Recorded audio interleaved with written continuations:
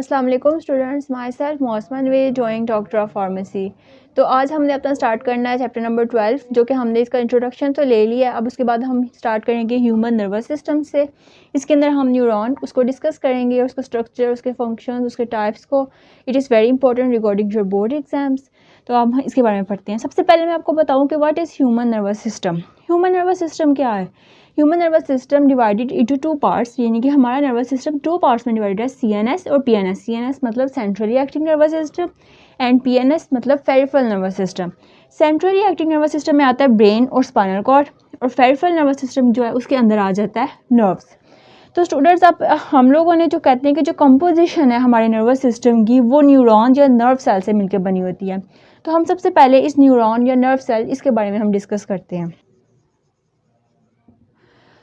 Okay students, अगर हम बात करते हैं न्यूरॉन्स की, तो व्हाट आर न्यूरॉन्स? हम कहते हैं neurons are the structural and functional unit of our nervous system. यानी कि हमारे जो नर्वस सिस्टम है उसका स्ट्रक्चरल और फंक्शनल यूनिट, यानी कि उसकी जो कंपोजिशन है वो न्यूरॉन से मिलकर बनी होती है। तो इसलिए हम कहते हैं it is a structural and functional unit of our nervous system. Neurons जो है वो आपकी सेल की तरह ही होते हैं। जिस तरह एक सेल होता है, ये अगर आप सेल लेते हैं, ये इसके अंदर न्यूक्लियस है, तो इसी तरह सेम इज़ अ केस के न्यूरॉन भी इसी तरह के होते हैं। लेकिन फंक्शन डिफरेंस क्या आता है न्यूरॉन के अंदर और अगर आप न्यूरॉन के अंदर बात करो और सेल के अंदर, क्या डिफरेंस आता है? जो डिफरेंस आता है वो इस वजह से आता है कि न्यूरॉन के अंदर ब्रांचेज होती हैं, जिसके बारे में हम आगे जाके डिस्कस करते हैं, जिन्हें हम कहते हैं एक्सन एंड डेंड्राइट्स। ये न्यूरॉन्स के अंदर प्रेजेंट होती हैं, सेल के अंदर ये प्रेजेंट नहीं होती। सेकंड नंबर पे जो डिफरेंस आता है वो ये आता है कि जो आम हमारा जो दूसरे सेल्स होते हैं बॉडी के, वो डिवाइड कर सकते हैं, लेकिन न्यूरॉन का जो है वो डिवाइड नहीं करते। क्यों डिवाइड नहीं करते? क्योंकि इनके अंदर सेंट्रोसोम्स नहीं होते, बिकॉज नो सेंट्रोसोम। ये इनके अंदर सेंट्रोसोम डिवीजन के अंदर हेल्प करते हैं। अब इसके अंदर सेंट्रोसोम नहीं होते न्यूरॉन के अंदर, इस वजह से ये डिवाइड ही करते। ये दो मेन डिफरेंसेस हैं जो न्यूरॉन के और सेल के अंदर आते हैं। बाकी हमारा सेल और न्यूरॉन ऑलमोस्ट सेम होते हैं, इनके अंदर कोई खास डिफरेंस है। रिगार्डिंग फंक्शन इनके अंदर ऑब्वियसली डिफरेंस आता है, लेकिन अगर आप इसकी स्ट्रक्चरली देखो तो स्ट्रक्चरली इसके अंदर ये डिफरेंस आता है कि न्यूरॉन के अंदर ब्रांचेज होते हैं और इसके अलावा इसके अंदर सेंट्रोसोम्स नहीं होते, तभी ये डिवाइड नहीं कर पाते। तो स्टूडेंट्स, अभी सबसे पहले न्यूरॉन जो है इसके स्ट्रक्चर के बारे में हम बात करते हैं। अब हम स्टार्ट करते हैं स्ट्रक्चर ऑफ न्यूरॉन से। स्ट्रक्चर ऑफ न्यूरॉन से स्टार्ट करने से पहले सबसे पहले आपको पता होना चाहिए न्यूरॉन क्या है, डेफिनेशन क्या है, वो मैंने आपको बता दी कि it is a structure and function unit of your nervous system. Then structure में हम कहते हैं कि इसके तीन पार्ट्स हैं, नर्व्स, सेल बॉडी, दूसरे नंबर पे हम कहते हैं डेंड्राइट्स, एंड देन एक्सन्स। तो स्टूडेंट्स, ये हैं इसके तीन बेसिक पार्ट्स जो कि इसके स्ट्रक्चर ऑफ न्यूरॉन जो है उसके अंदर हम डिस्कस करते हैं। अब इसका अगर फर्स्ट पार्ट सेल बॉडी जो है इसकी बात करें, तो हम कहते हैं कि cell body is a structure. Cell body को हम सोमा या फिर पेरिकैरियोन भी कहते हैं। मैं सबसे पहले आपको नर्व सेल बॉडीज के बारे में का पहला पार्ट जो है इसके बारे में हम सबसे पहले डिस्कस करते हैं। अब जो सेल बॉडी होती है वो आपके इसके अंदर कंस्टिट्यूट होता है साइटोप्लाज्म, जिसको अब न्यूरॉन है तो उसकी वजह से हम कहते हैं न्यूरोप्लाज्म। न्यूरॉन का जो साइटोप्लाज्म होता है उसे हम कहते हैं न्यूरोप्लाज्म। सेल का जो साइटोप्लाज्म होता है उसे हम साइटोप्लाज्म कहते हैं। जो न्यूरॉन का साइटोप्लाज्म होता है उसके अंदर उसे हम कहते हैं न्यूरोप्लाज्म। देन स्टूडेंट्स, न्यूरोप्लाज्म के बाद अगर हम बात करें इसकी शेप की, तो ये इरेगुलर शेप होती है। इसके अलावा इसको हम सोमा या पेरिकैरियोन भी कहते हैं। नर्व सेल बॉडी का जो दूसरा नाम है इसको हम सोमा या फिर पेरिकैरियोन भी कहते हैं। इसके अंदर डिफरेंट ऑर्गेनेलिस प्रेजेंट होती हैं, डिफरेंट किस्म के स्ट्रक्चर्स जो हैं वो इस न्यूरॉन के नर्व सेल बॉडी जो है इसके अंदर प्रेजेंट होते हैं। अब नर्व सेल बॉडी अगर आपको हो देखते भी कैसे है, तो फॉर एग्जांपल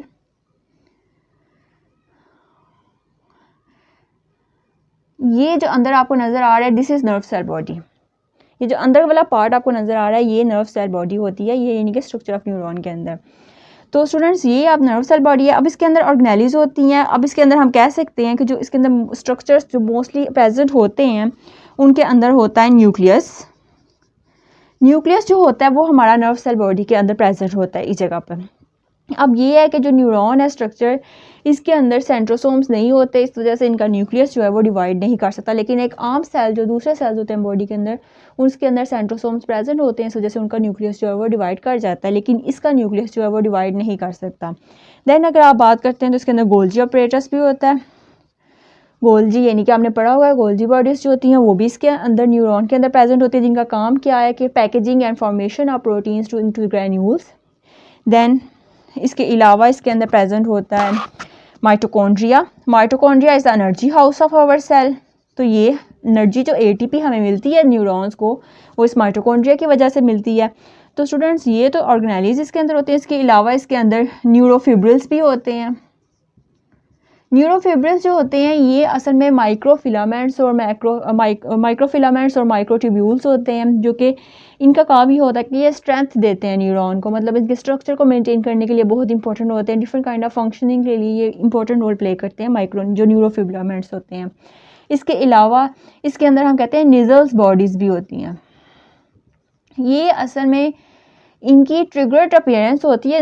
इसके अंदर ना इनका काम ये होता है कि ये प्रोटीन की फॉर्मेशन बनाते हैं, मतलब प्रोटीन फॉर्मेशन जो होती है वो न्यूरॉन की सेल बॉडी के अंदर कहाँ से होती है, वो इनके अंदर बनती है। ये इनका काम ये होता है कि ये राइबोसोम्स का फंक्शन ये परफॉर्म करते हैं, यानी कि फॉर्मेशन ऑफ प्रोटीन्स, ये वाला काम जो है ये न्यूरॉन सेल बॉडी करते हैं। तो स्टूडेंट्स ये स्ट्रक्चर्स मैंने जो बताया आपको, ये हमने पहला अपना स्ट्रक्चर डिस्कस किया जो है nerve cell body. Nerve cell body के अंदर क्या क्या चीज़ें प्रेजेंट थी, स्ट्रक्चर्स प्रेजेंट थे, वो मैंने आपको बता दिए। देन स्टूडेंट्स हम अपना सेकंड स्ट्रक्चर जो है वो डिस्कस करते हैं, और वो है डेंड्राइट्स।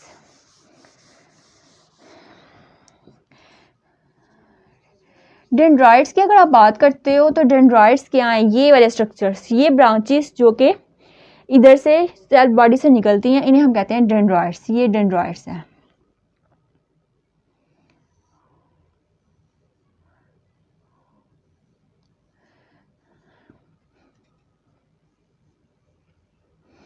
स्टूडेंट्स ये जो ब्रांचेस हमारे सेल बॉडी से निकलती है उन्हें कहते हैं डेंड्राइट्स। डेंड्राइट्स का क्या काम होता है कि इसने इंपल्स लेके आनी है towards cell body, impulse towards cell body, यानी कि वो वाली ब्रांचेस, वो स्ट्रक्चर्स जो कि डिफरेंट बॉडी के डिफरेंट जो पार्ट्स हैं वहाँ से इंपल्सेस कलेक्ट करती हैं और सेल बॉडी की तरफ लेके आती हैं, यानी कि इनका काम है कि टूवर्ड्स सेल बॉडी इन्होंने स्ट्रक्चर्स लेके जाने हैं, तो इसको हम कहते हैं डेंड्राइट्स। अब डेंड्राइट्स जो हैं ये ब्रांचेस की फॉर्म में भी होती हैं, यानी कि एक डेंड्राइट भी हो सकती है, ब्रांचेस भी हो सकती हैं।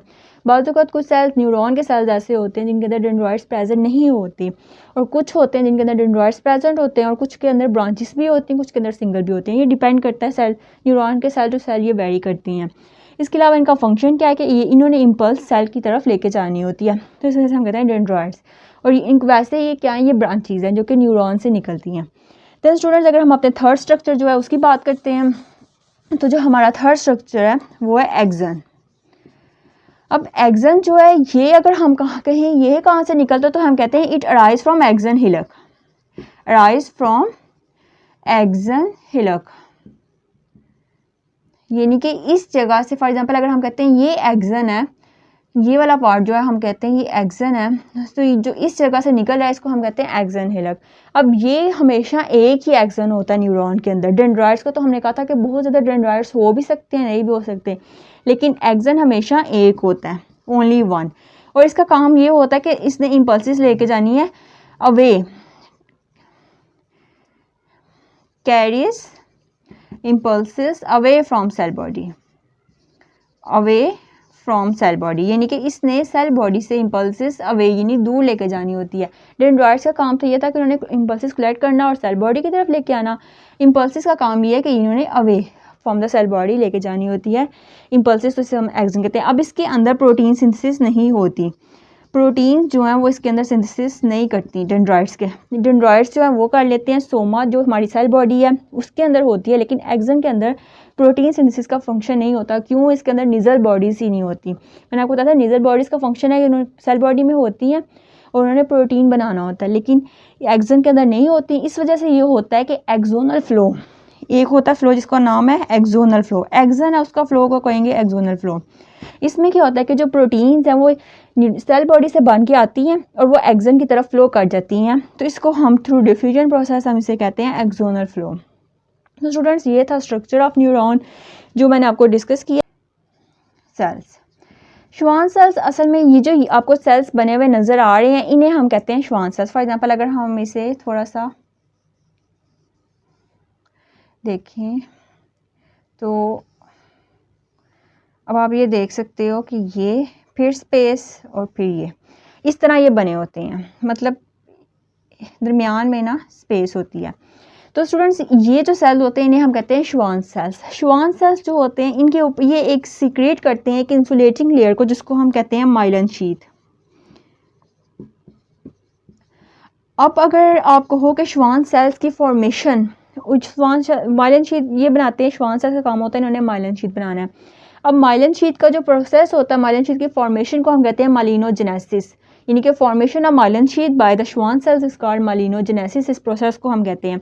श्वान सेल्स का काम ये होता है कि इन्होंने अब आपकी जो इम्पल्स है वो एक्सोन ने इधर से आई है, एक्सोन के थ्रू अब वो इधर ट्रैवल करेगी, लेकिन श्वान सेल्स के ऊपर जो माइलिन शीथ प्रेजेंट होती है ये इंसुलेटिंग होती है, यानी कि इसके थ्रू इम्पल्स कैरी फॉरवर्ड नहीं हो पाती। तो इस वजह से ही होता है इम्पल्स इधर आई, इधर से उसने इधर दरमियान में दो श्वान सेल्स के दरमियान में स्पेस होती है, उसे हम कहते हैं नोड ऑफ रेनवियर। तो अब इम्पल्स ने इधर से आना है और इधर इस नोड के ऊपर आना है, फिर इस नोड से सेकंड नोड इस तरह जाना है, मतलब नोड टू नोड इधर इम्पल्सिस ट्रैवल करते हैं। इस वजह से हम इम्पल्सिस को कहते हैं साल्टेटरी इम्पल्सिस, और ये बहुत फास्ट कंडक्शन के लिए यूज़ होती हैं, यानी कि इनकी कंडक्शन फंक्शन अगर हम बात करते हैं ना इसका माइलिन शीथ का क्या है, तो फंक्शन में ये है, एक तो ये इंसुलेटिंग कैपेसिटी के तौर पे ऐड करता है, सेकंड फंक्शन ये है कि ये फास्ट ट्रांसमिशन इम्पल्सिस की फास्ट ट्रांसमिशन करने में हेल्प करता है। अब देखो फॉर एग्जांपल डेंड्राइट्स जो हैं उन्होंने इम्पल्सिस लेके आए टूवर्ड्स सेल बॉडी के अंदर सिंथेसाइज हुए, इंटरप्रेट हुए, देन इम्पल्सिस जो हैं वो एक्सोन के थ्रू फ्लो हुई। अब ये श्वान सेल जो है इधर आएंगी, अब श्वान सेल के ऊपर होता है माइलिन शीथ से तो इम्पल्स पास हो ही नहीं सकती, देन वो सेगमेंट्स जो इधर होते हैं प्रेजेंट इसके थ्रू जो है वो node of Ranvier, one node of Ranvier से सेकंड नोड ऑफ रेनवियर के थ्रू इम्पल्सिस जो हैं वो ट्रैवल कर जाती हैं। तो इसे हम कहते हैं साल्टेटरी इम्पल्सिस, यानी कि ये एक आम इम्पल्स अगर सीधी ट्रैवल, अब जो कुछ सेल्स ऐसे होते हैं जिनके ऊपर माइलिन शीथ नहीं होती और वो बिल्कुल स्ट्रेट ना इस तरह होते हैं, अब इम्पल्सिस उधर से जब ट्रैवल कर रही होती हैं तो उनको टाइम लग जाता है, लेकिन जब साल्टेटरी इम्पल्सिस यानी कि नोड ऑफ रेनवियर से ट्रैवल करती हैं तो वो बहुत स्पीड में ट्रैवल करती हैं।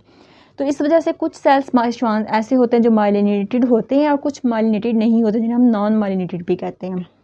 तो स्टूडेंट्स ये है इसका स्ट्रक्चर ऑफ न्यूरॉन। देन हम बात करते हैं टाइप्स ऑफ न्यूरॉन की। तो स्टूडेंट्स अब हम बात करते हैं क्लासिफिकेशन ऑफ न्यूरॉन्स की, जिसके अंदर हम पढ़ते हैं कि न्यूरॉन को हम थ्री टाइप्स में क्लासीफाई कर सकते हैं। फॉर एग्जांपल अगर आप इसके फर्स्ट क्लासीफाई की बात करो तो हम कहते हैं जो फर्स्ट है उसके अंदर हम इसको क्लासीफाई करते हैं on the basis of number of poles, यानी कि नंबर ऑफ पोल्स की बेस पे हम न्यूरॉन को क्लासीफाई सबसे पहले करते हैं। अगर हम नंबर ऑफ पोल्स की बेस पे डिवाइड करते हैं तो हम कहते हैं यूनिपोलर, बाईपोलर एंड मल्टीपोलर। अब इसका पोल्स का क्या मतलब है मैं आपको दिखाती हूँ। फॉर एग्जांपल आप देखो कि ये थी सेल बॉडी, अब ये सेल बॉडी में से एक ही पोल यानी कि एक ही साइड से डेंड्राइट्स भी निकल रहे हैं और एक ही साइड से एक्सन्स भी निकल रहे हैं, तो इसको हम कहते हैं यूनिपोलर। मतलब एक ही पोल एक ही साइड से डेंड्राइट्स भी जा रहे हैं, एक्सन्स भी जा रहे हैं, तो इसे हम कहेंगे यूनिपोलर। अगर आप करते हो बात बाईपोलर की तो इसमें ये होता है कि दो पोल, एक पोल से डेंड्राइट निकल रहे हैं, देन सेकेंड पोल जो है उसके अंदर से एक्सन निकल रहे हैं, तो इसे हम कहते हैं यानी कि एक से डेंड्राइट और एक से एक्सन, तो इसे हम कहते हैं बाईपोलर। और अगर मल्टीपोलर की बात करो तो एक पोल जो है उधर से तो एक्सन निकल जाएगा, डेंड्राइट्स जो है वो बहुत ज़्यादा निकल रहे हैं डिफरेंट पोल से, तो इसे हम कहते हैं मल्टीपोलर। यानी कि अगर आप पोल्स की बेस पे हम सबसे पहले न्यूरॉन्स को क्लासीफाई करते हैं जिसमें एक पोल से ही एक्सन और डेंड्राइट, एक्सन हमेशा एक ही निकलता है, एक एक्सन मतलब और डेंड्राइट्स ज़्यादा भी हो सकते हैं नहीं भी हो सकते हैं। तो ये था यूनिपोलर, बाईपोलर और मल्टीपोलर। देन स्टूडेंट्स अगर हम सेकंड नंबर पे बात करें तो हम कहते हैं कि on basis of function, functional की बेस पे हम न्यूरॉन को 3 पार्ट्स में क्लासीफाई करते हैं। 3 पार्ट्स में कैसे क्लासीफाई करते हैं? सबसे पहले हम कहते हैं सेंसरी न्यूरॉन। सेंसरी न्यूरॉन्स जो होते हैं इन्हें हम एफरेंट न्यूरॉन्स भी कहते हैं। एफरेंट न्यूरॉन्स मतलब इनों का काम है कि इन्होंने बॉडी पार्ट से इम्पल्सिस लेके आनी है सीएनएस की तरफ, यानी कि इन्होंने इम्पल्सिस को बॉडी पार्ट से लेके सीएनएस में लेके आना है। देन अगर आप बात करते हो इंटरन्यूरॉन्स की, तो इंटरन्यूरॉन्स में ये होता है कि ये सीएनएस के अंदर प्रेजेंट होते हैं।